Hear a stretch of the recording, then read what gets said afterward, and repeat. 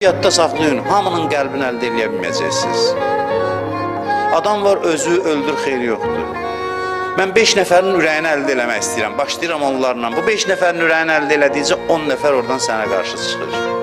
Həzrəti Loğman barədə deyirlər ki, oğlu ilə uzunqulaqla gedirdilər, dedilər ki, əvvəl oğluna dedi, sən min kişi gedirdi, özü yanı ilə. Cəmaat dedi ki, buna baxıyor, uşaq nə ədəbsizdir, kişi atası yerdə gedir, özü çıxıb qulağın üstünə.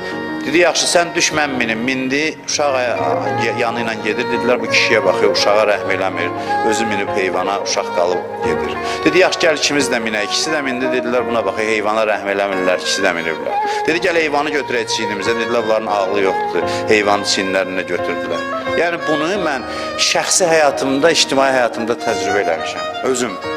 Yəni, bir qrup insan var, nə eləyəsən xeyri yoxdur. Mümkün deyil. Nə eləyəsən bir irad tapacaq. Nə addım atacaqsan bir irad tapacaq. Bu barədə mənə çatan yoxdur bəlkə bu ölkədə.